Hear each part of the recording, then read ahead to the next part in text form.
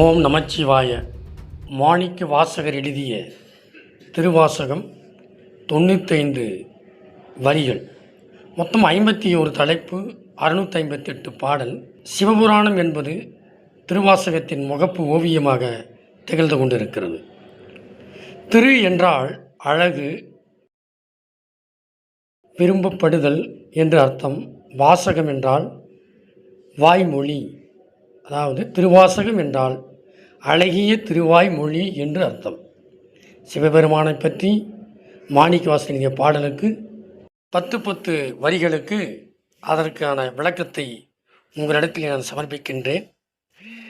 நமச்சிவாய வாழ்க, நாதன் தாழ்வாழ்க, இமைப்பொழுதும் என் நெஞ்சில் நீங்காதான் தாழ்வாழ்க, கோகலியாண்ட குருமனிதன் தாழ்வாழ்க, ஆகமமாகி நின்ற அந்நியப்பான் தாழ்வாழ்க, ஏகன் அநேகன் இறைவனடி வாழ்க, வேகம் கெடுத்தாண்ட வேந்தனடி வெல்க, பிறப்பருக்கும் பிஞ்சகந்தன் பெய்கழல்கள் வெல்க, புறத்தார்க்கு சேயொன்றன் பூங்கழல்கள் வெல்க, கரங்குய்வார் உள்மைகளும் கோன்கழல்கள் வெல்க, சிறங்குய்வார் ஓக்கி வைக்கும் சீரோன் கடல் வெல்க. இந்த 10 வரிகளில் முதலில் நமச்சிவாய வாழ்க என்றால் உன்னை சிவபெருமானே உன்னை வணங்குகின்றேன் என்று அர்த்தம். சிவம் என்பது பரம்பொருள், செம்பொருள், உலகத்தின் ஆதிப்பொருள். அதற்கு நான் என்னுடைய வணக்கத்தை தெரிவித்துக் கொள்கிறேன் என்று அர்த்தம். நமச்சிவாய வாழ்க.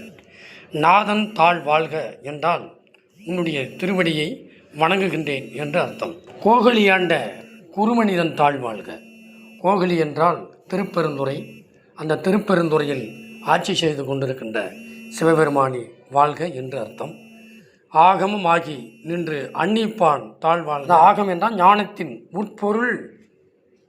அன்னிப்பான் என்றால் அருகாகி இருந்து அருளுபவன், இனிப்பானவன், பொருந்தி உள்ளவன் என பல பொருள் உண்டு.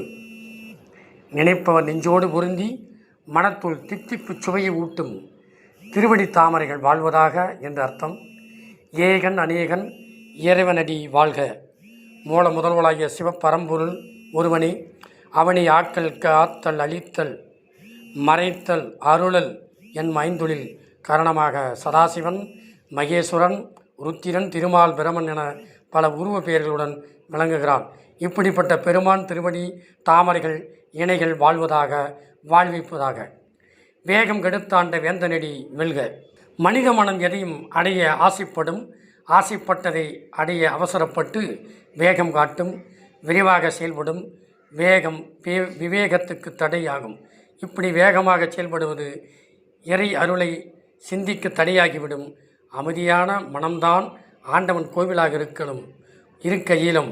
அப்படிப்பட்ட அந்த வேந்தனுடைய அடி வாழ்க என்று அர்த்தம். பிறப்பருக்கும் பிஞ்சகந்தன் பெய்கழல்கள் வெல்க.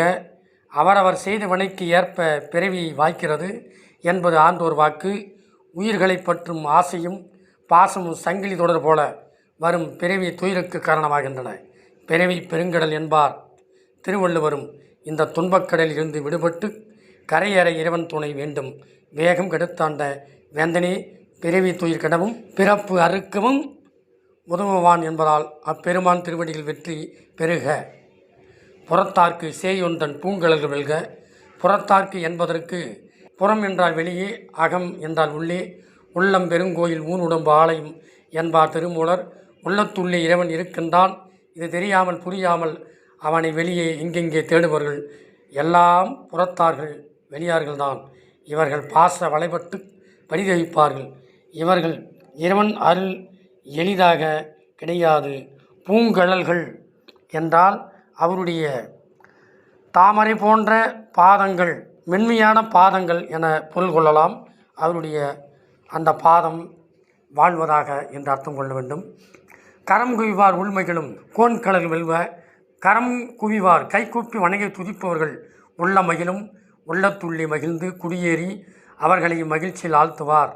செலுத்துபவன் கோன் அரசன் என்று அர்த்தம். சிரம் குவிவார் என்றால் சிரம் தலை, உடலின் உச்சி, உடலின் நாடி நரம்புகளை இயக்கும் ஞான கொழுமாடம். குவிதலாவது குனிதல், தலை தாழ்த்தி வணங்குதல். சிரம் என்பதற்கு சிறப்பு, பெருமை, வாழ்வு, அழகு என பல பொருள் உண்டு. எனவே தன் 2 கைகளையும் தலைமையில் குவித்து வணங்குபவர்களுக்கு இந்த உலகத்தில் மிக உயர்ந்த வாழ்க்கையை தருவார் சிவபெருமான் என்று இந்த பாடல்களுக்கு அர்த்தம். 10 வரிகளுக்கு உங்களுக்கு நான் விளக்கம் அளித்திருக்கின்றேன். மீண்டும் உங்களுக்கு நான் சிவபுராணத்தின் சிறப்புகளை சொல்லுகின்றேன். வணக்கம், நன்றி.